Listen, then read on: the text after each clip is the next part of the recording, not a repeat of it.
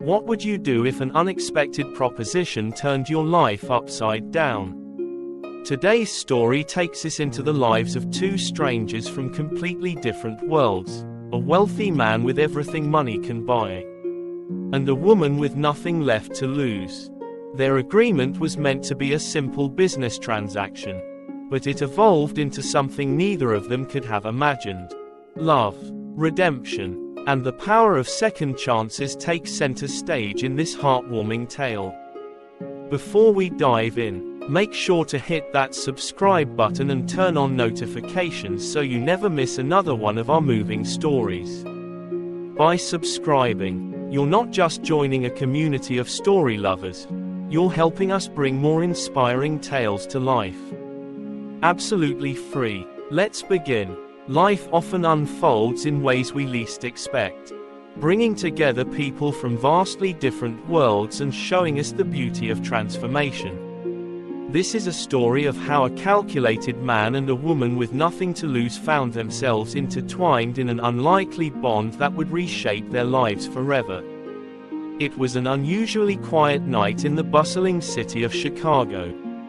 The glowing skyline reflected the cold, calculated precision of the man sitting alone in his penthouse office. Adam Grant, a 43-year-old real estate mogul, was known for his shrewd business acumen and a demeanor as impenetrable as the skyscrapers he owned. He had everything most people could only dream of: wealth, power, and influence, but as he swirled the bourbon in his glass, staring at the city lights, one glaring void consumed his thoughts.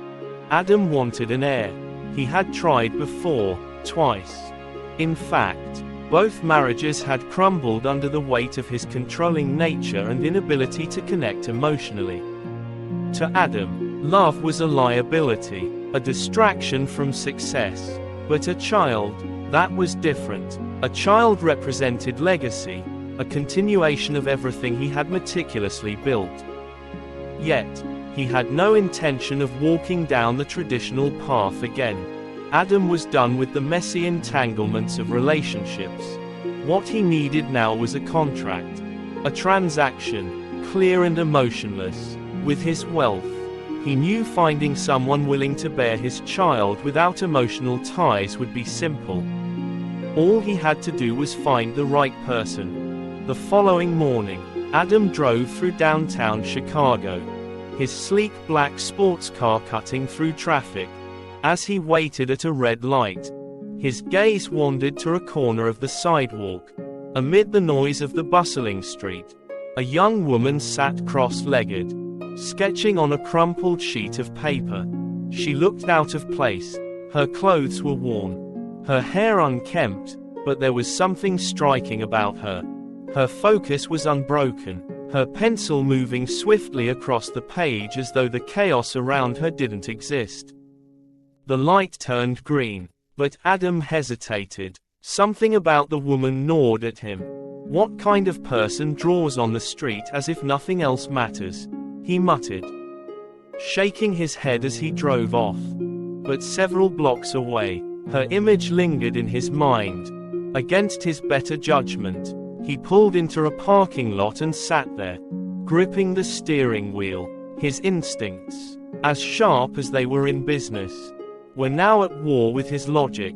After a moment of deliberation, he turned the car around and drove back. The woman was still there, now leaning her makeshift canvas against the brick wall behind her. Adam parked nearby and rolled down his window. "Hey, you," he called, his tone sharp and commanding. She paused, her blue eyes narrowing as she glanced up at the impeccably dressed man in the expensive car. Her hand gripped the pencil tightly. "What do you want?" she asked, her voice steady but cautious. "Get in," Adam replied flatly. "I want to talk." The woman laughed, a dry, humorless sound. "If you're looking for company, you've got the wrong girl." Adam frowned, his irritation showing. "Don't be ridiculous. I'm offering you a way out. Now, get in the car, or go back to sitting on that sidewalk." Her hesitation was brief, but the weight of her circumstances was evident in her posture. Slowly, she stood and approached the car, her shoulders squared in defiance. "What's your deal?" she asked, her voice tinged with suspicion. "You'll find out soon enough," Adam said, unlocking the door. Once inside, the silence between them was heavy as he drove to a quiet cafe on the edge of the city. They sat in a secluded corner booth, and for the first time, Adam studied her closely. She was younger than he had initially thought, perhaps in her late 20s, but life had worn her down in ways that made her appear older. Her name, he learned, was Rachel Carter, a former art student whose life had unraveled after a series of personal and financial setbacks. "Why do you sit on the sidewalk drawing like that?" he asked, his tone more curious than accusatory. Rachel shrugged. "What else is there to do? I've lost everything, but that's none of your business." Adam leaned forward, his gaze unyielding. "You're right, your life isn't my concern, but I'm here to make you an offer that could change it." Rachel raised an eyebrow, leaning back in her chair. "What kind of offer?" Adam took a deep breath, choosing his words carefully. "I want you to have my child. No strings attached. I'll take care of all your expenses during the pregnancy. And when it's over, you'll walk away with enough money to start over." Rachel blinked, stunned into silence. She searched his face for any sign of humor or deceit, but found none. "You're serious," she said finally. "Completely," Adam replied. "This isn't about emotions or relationships.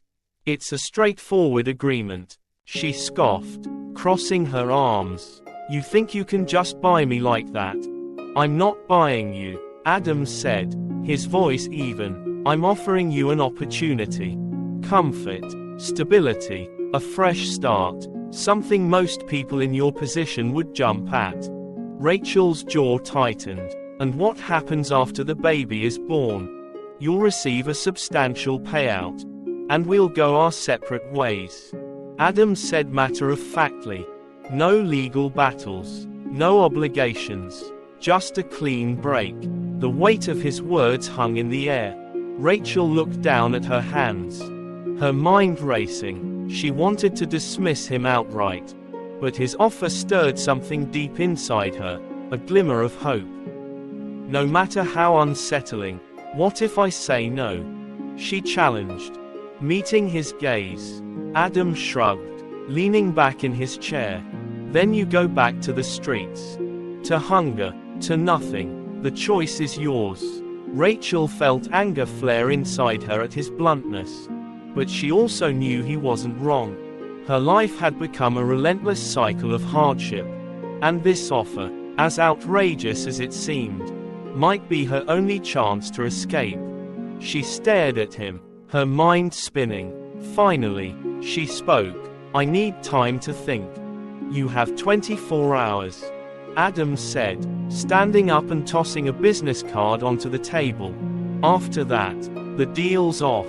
Rachel watched as he walked away, his footsteps echoing in her ears. She picked up the card, running her fingers over the embossed letters. Adam Grant. The name would soon become both her escape and her greatest challenge. Rachel sat on the park bench long after the sun had dipped below the Chicago skyline. The business card in her hand felt heavier than it should have, its embossed lettering mocking her in the pale glow of the streetlights. Adam Grant, a name that sounded powerful, calculated, just like the man himself. Her thoughts raced as she replayed their conversation in her mind. His words had been blunt, cutting through her defenses like a knife. Comfort, stability, a fresh start. But was she truly willing to sacrifice a piece of herself for a second chance? The cold wind bit through her thin jacket, reminding her of the reality she faced. Tonight, she would sleep on the streets again unless she accepted his offer. Her fingers tightened around the card. and with a shaky breath, she made her decision. The next morning, Rachel found herself standing in front of a gleaming glass building downtown. The lobby was as intimidating as it was immaculate, with marble floors that seemed to stretch endlessly and an air of efficiency that made her feel small. She approached the front desk, her heart pounding. "I'm here to see Adam Grant," she said, her voice steady despite her nerves. The receptionist's gaze flickered over her, taking in her worn clothes and unkempt hair. With a curt nod, she picked up the phone. Moments later, Rachel was ushered into a private elevator by a sharply dressed assistant who introduced herself as Margaret. "Mr. Grant is expecting you," Margaret said, her tone polite but distant. The elevator doors opened directly into a sprawling penthouse office. Adam was seated behind a massive glass desk, his eyes fixed on a document. When he looked up, his expression was unreadable. "You're here," he said simply, standing and motioning for her to sit. Rachel nodded, forcing herself to meet his gaze. "I've made my decision." Adam studied her for a moment, then walked over to a nearby cabinet and pulled out a folder. "This is the contract," he said, placing it on the table between them. "Read it carefully." Rachel opened the folder, her eyes scanning the neatly typed pages. The terms were as straightforward as he had promised. He would cover all her living expenses during the pregnancy, provide regular medical care, and upon delivery, she would receive a payout large enough to change her life. In exchange, she would relinquish all rights to the child. Her throat tightened as she reached the final page. "It's so final," she murmured. "That's the point," Adam said, his voice devoid of emotion. "This is a business arrangement, not a relationship." Rachel hesitated, the weight of the decision pressing down on her.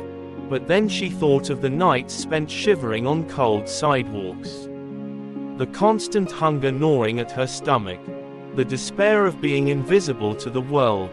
With a trembling hand, she picked up the pen and signed her name. Adam nodded, satisfied.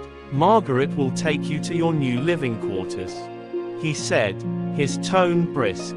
"You'll have everything you need." The transition from the streets to luxury was jarring. Rachel's new home was a spacious apartment in one of Adam's high-end buildings. The furnishings were sleek and modern, the closets stocked with clothes in her size. For the first time in years, she had a bed to sleep in, warm meals delivered to her door, and a sense of safety she hadn't known in what felt like forever. But the luxury came at a cost. Rachel couldn't shake the feeling that she was a prisoner of her own choices. The contract loomed over her like a shadow, a constant reminder of what she had agreed to. Her days were structured around medical appointments and check-ins with Adam's assistant, Margaret, who maintained a professional but detached demeanor. Adam, true to his word, kept his distance, appearing only when absolutely necessary. Yet, despite his cold exterior, Rachel began to notice cracks in his armor. On the rare occasions they spoke, there were fleeting moments when his tone softened, or his gaze lingered just a little too long. It was as though he was grappling with something he couldn't fully understand. One evening, Rachel was in her apartment, sketching absent-mindedly in a notebook she had found in the study. Drawing had always been her escape, a way to drown out the chaos around her. She didn't hear the knock at the door until it opened, and Adam stepped inside. "You're supposed to knock," she said, her tone sharper than she intended. Adam raised an eyebrow. "This is my building," he replied coolly, but there was no malice in his voice. Instead, he seemed intrigued by the sketch in her lap. "What are you working on?" he asked. Walking closer, Rachel hesitated before holding up the notebook. It was a simple drawing of the city skyline, but there was something raw and emotional in the way she had captured it. You're talented, Adam said, surprising her. Why didn't you pursue art? Rachel's grip tightened on the notebook. Life got in the way, she said flatly. Not everyone gets to plan their future down to the last detail. Adam didn't respond immediately. Instead, he studied her, as though trying to understand the person beneath the guarded exterior. Finally, he said, "If there's anything you need, let Margaret know." Before Rachel could reply, he turned and left, leaving her more confused than ever. As the weeks turned into months, Rachel found herself adjusting to her new life. But the emotional weight of her decision never left her. The pregnancy became more real with each passing day, and with it came a growing attachment to the life she carried. One afternoon, during a routine checkup, the doctor performed an ultrasound. Rachel stared at the screen, her heart racing as the image of her baby came into view. For the first time, she felt a connection that was impossible to ignore. Adam, who had insisted on attending the appointment, stood silently beside her, his usually stoic expression softened as he looked at the monitor. For a brief moment, their eyes met, and Rachel saw something in him she hadn't expected: vulnerability. "Everything looks good," the doctor said, breaking the silence. "You're carrying twins." The words hung in the air, and Rachel felt her breath catch. Twins. She glanced at Adam, whose face betrayed a flicker of surprise before he composed himself. "Twins," he repeated, his voice unusually quiet. The ride home was silent, the weight of the news settling over both of them. For the first time, Rachel sensed that Adam was as unprepared for this as she was. That night, Rachel stood on the balcony of her apartment, staring out at the city lights. The enormity of what lay ahead pressed down on her like a storm cloud. She wrapped her arms around herself, trying to find comfort in the silence. Behind her, the sound of the door opening startled her.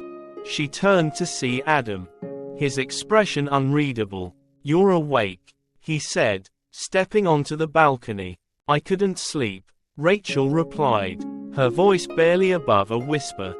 For a moment, they stood in silence, the city sprawling out before them. Finally, Adam spoke. "This wasn't part of the plan," he admitted, his voice uncharacteristically hesitant. Rachel looked at him, surprised. "Neither was I," she said softly. Adam's lips curved into the faintest hint of a smile. "No, you weren't."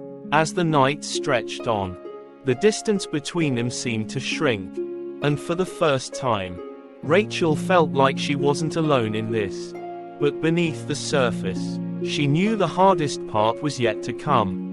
Weeks passed, and the dynamic between Rachel and Adam began to shift in subtle, unspoken ways. The revelation that she was carrying twins had added an unexpected layer of complexity to their arrangement. Though Adam had initially treated the pregnancy as a transaction, Rachel noticed changes in him, small, almost imperceptible shifts that hinted at something deeper. One evening, as the Chicago skyline shimmered in the distance, Rachel received a knock on her apartment door. She opened it to find Margaret standing there, her usually composed face shadowed with concern. "Mr. Grant would like to see you," Margaret said, her voice carefully neutral. Rachel frowned. Adam rarely summoned her unless it was for medical updates or contract-related matters. "Did he say why?" Margaret shook her head. "No, but it seemed urgent." When Rachel entered Adam's penthouse office, she was struck by the sight of him standing by the floor-to-ceiling windows. His posture rigid, he didn't turn as she approached, but his voice carried across the room, low and strained. "There's been a complication," he said. Rachel's heart skipped a beat. "What kind of complication?" Adam finally turned to face her, his expression uncharacteristically vulnerable. "It's the twins," The doctors noticed something unusual in the latest scans. They're recommending additional testing. The room seemed to tilt as Rachel processed his words. What do you mean, unusual? Are they in danger? Adam took a deep breath, his jaw tightening. The doctors aren't certain, but they want to monitor you more closely from now on. For the first time, Rachel saw the cracks in Adam's stoic demeanor. His usual confidence was replaced by uncertainty, and it unsettled her more than she cared to admit. We'll do whatever it takes, Rachel said firmly, surprising even herself with the conviction in her voice. For them. Adam nodded, his gaze lingering on her longer than usual. I'll make the arrangements. The following days were a whirlwind of appointments and tests. Rachel endured the poking and prodding with a quiet resilience, refusing to let fear consume her. Adam, to her surprise, was present at every step. His unwavering presence both a comfort and a source of confusion. During one appointment, the doctor assured them that the twins were stable but recommended Rachel reduce her stress levels. Adam took the advice seriously, going so far as to have additional staff assigned to her apartment to ensure she had everything she needed. Despite his efforts, Rachel couldn't shake the feeling that something was shifting between them. Adam's walls, so carefully constructed, seemed to be crumbling, and with them, her own resolve to keep him at a distance. One night, Rachel found herself unable to sleep. The weight of the pregnancy and the looming uncertainty about the twins gnawed at her. She wandered into the kitchen to make tea and was startled to find Adam already there, nursing a glass of bourbon. Couldn't sleep? He asked, his voice softer than usual. Rachel shook her head. Too much on my mind. He gestured to the seat across from him, and she hesitated before sitting down. For a moment, they sat in silence, the dim light casting long shadows across the room. I wasn't expecting this, Adam said suddenly, his gaze fixed on the glass in his hand. Rachel frowned. Expecting what? He looked up, his eyes meeting hers. Feeling this connection to them, to you. Rachel's breath caught. Adam's vulnerability was disarming, and she didn't know how to respond. It's overwhelming, she said finally, but they're worth it. Adam nodded, a faint smile tugging at the corners of his mouth. They are. The conversation lingered in the air between them, heavy with unspoken emotions. For the first time, Rachel felt that they were truly in this together. But not everything was as calm as it seemed. One afternoon, as Rachel returned from a routine appointment, she noticed a man lingering near the entrance to her apartment building. He was tall, with a rugged appearance that contrasted sharply with the polished elegance of the surroundings. Can I help you? Rachel asked cautiously. The man turned, his eyes narrowing as he studied her. You're Rachel Carter, right? Her stomach dropped. Who's asking? He reached into his pocket and pulled out a folded piece of paper. The name's Victor. Let's just say I've got some questions about your arrangement with Adam Grant. Rachel froze. The words felt like a punch to the gut. I don't know what you're talking about. Victor smirked. Sure you don't, but if you ever feel like talking, I think you'd find what I know enlightening. Before she could respond, he slipped the paper into her hand and walked away, disappearing into the crowd. Rachel's hands trembled as she unfolded the note. It contained a phone number and a single line. What's the price of a secret? That evening, Rachel debated whether to tell Adam about the encounter. She paced her apartment, the note burning a hole in her pocket. Victor's presence had rattled her, but the implications of his words terrified her more. Was there something about Adam that she didn't know? Unable to bear the weight of her thoughts, she decided to confront Adam. She found him in his penthouse office, reviewing contracts with his usual intensity. I need to talk to you, she said, her voice sharper than intended. Adam looked up, his brow furrowing. What is it? Rachel hesitated, then placed the note on his desk. I was approached by someone today. He seemed to know about us. Adam's expression darkened as he read the note. Who gave you this? His name's Victor, Rachel said.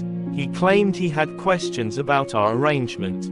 Adam's jaw tightened, and for a moment, Rachel saw a flicker of something dangerous in his eyes. I'll take care of it, he said curtly, rising from his chair. Adam, Rachel said, her voice trembling. What's going on? Who is he?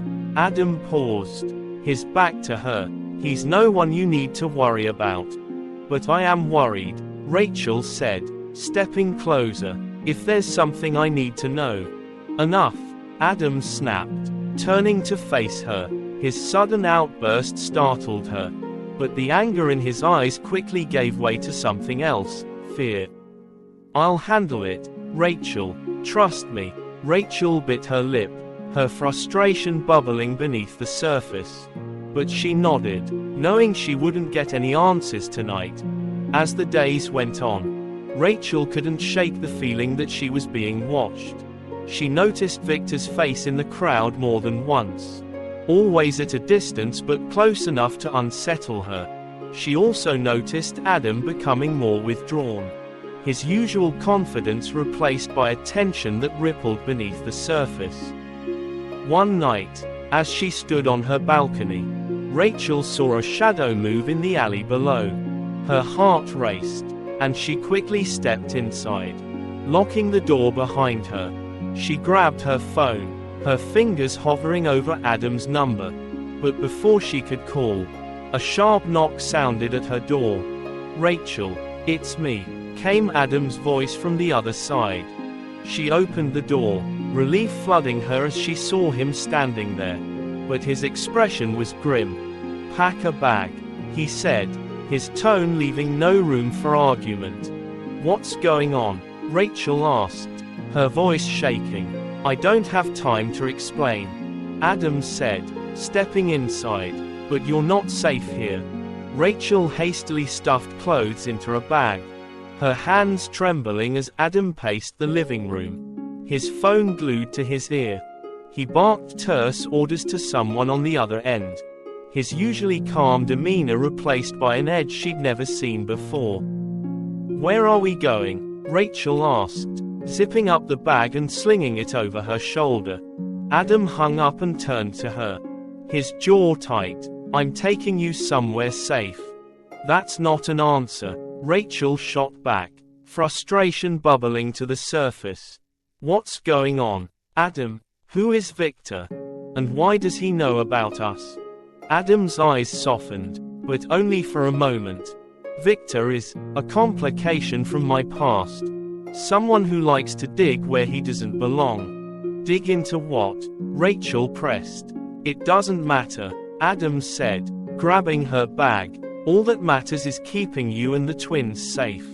Rachel followed him out to the private elevator, her stomach in knots. She wanted to trust him, but the air of mystery surrounding Victor and Adam's evasive answers made it impossible to shake her unease. The car ride was tense and silent. Adam drove with a singular focus, his hands gripping the steering wheel tightly as they sped down darkened roads. Rachel glanced at him, searching for some clue to what was happening, but his face was unreadable.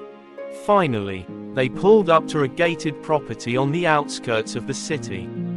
The towering iron gates creaked open, revealing a secluded estate surrounded by dense woods. Rachel's unease deepened as they drove up the long, winding driveway. Where are we? She asked as Adam parked the car in front of the house. A property I own, Adam replied. No one knows about it. They stepped out of the car, and Rachel followed him inside. The interior of the house was stark but luxurious, with large windows overlooking the forest and minimalist furnishings that echoed Adam's personality, controlled, calculated, and distant. "You'll stay here until I deal with Victor," Adam said, setting her bag down in one of the bedrooms. Rachel folded her arms, refusing to be brushed aside. "You can't just leave me here without an explanation." Adam exhaled sharply, rubbing the back of his neck. For a moment, Rachel thought he might actually open up.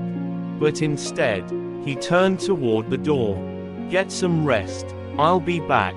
Before Rachel could protest, he was gone, the sound of the front door closing echoing through the empty house. The next few days were a blur of isolation and unanswered questions. Rachel spent her time pacing the house, her thoughts consumed by the twins and the ominous shadow of Victor's warning. She couldn't help but wonder if Adam was hiding something more than just a troublesome past. Her suspicions grew when she stumbled upon a locked door in the study. The room itself was unremarkable, lined with bookshelves and a large desk. But the door at the far end stood out.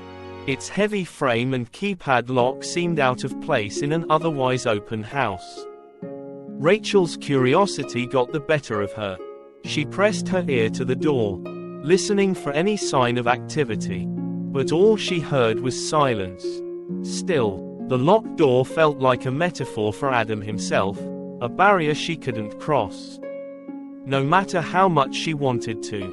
Meanwhile, Adam was anything but calm. Back in the city, he confronted Victor in a dimly lit bar, the kind of place where deals were made and secrets were traded. "You've overstepped," Adam said, his voice low and dangerous as he approached Victor's table. Victor leaned back in his chair, a smug grin spreading across his face. "Relax, Grant. I just wanted to remind you that secrets have a funny way of coming to light." Adam's jaw tightened. "What do you want?" Victor shrugged, his grin widening. "Oh, I'm just curious about how someone like you, the ever-untouchable Adam Grant, got involved in such an unconventional arrangement." "It's none of your business," Adam snapped. "Stay away from Rachel." Victor chuckled, taking a sip of his drink. "Protective, are we? That's new. Makes me wonder what else you're hiding." Adam slammed his hands on the table, his patience finally snapping. "You don't know what you're playing with. Victor, back off, or I'll make you regret it." Victor's grin faltered, but only for a moment. "You can't outrun your past forever, Adam. Sooner or later, it catches up." Adam stormed out of the bar, his mind racing. Victor was a problem he couldn't afford to ignore. But the bigger threat was the secret he'd been keeping from Rachel, a secret that could destroy everything they'd built. Back at the estate, Rachel's restlessness grew. She began exploring the house, hoping to distract herself from the gnawing uncertainty. It was during one of these explorations that she discovered an old photograph tucked away in a drawer. The photo showed a younger Adam standing next to a woman with striking features. Her smile was warm and genuine, a stark contrast to Adam's usual guarded expression. Rachel turned the photo over and saw a date scrawled on the back, June 2007. Her heart sank. Was this a part of the past Adam had refused to talk about? And if so, what did it mean for their future? When Adam finally returned, Rachel confronted him in the living room. She held up the photograph, her hands trembling. "Who is she?" Rachel demanded. Adam's face darkened, his eyes flickering with a mix of anger and pain. "Where did you find that? Does it matter?" Rachel shot back. "I have a right to know." Adam hesitated, the weight of the moment pressing down on him. Finally, he sat down, his shoulders slumping in a way Rachel had never seen before. "Her name was Emily," he said quietly. "She was my fiancée." Rachel's breath caught. "What happened to her?" "She died," Adam said, his voice hollow. "It was my fault." The room fell silent as Rachel processed his words.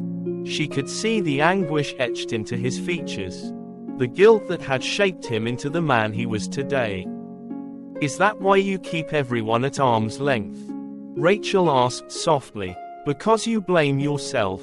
Adam nodded, his eyes glistening. "I thought if I controlled everything, I could stop people from getting hurt.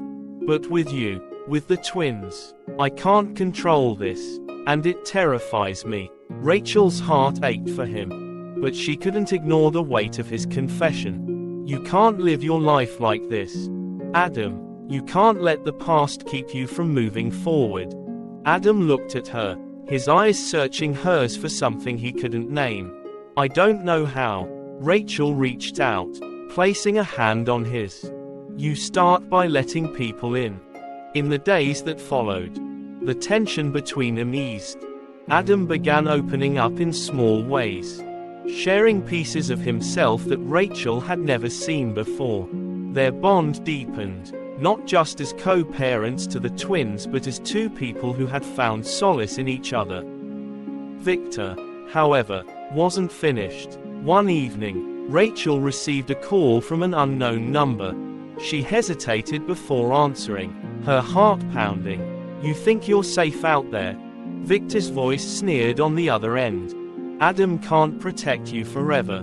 Rachel's blood ran cold. She hung up and immediately told Adam, who swore to put an end to Victor's threats once and for all.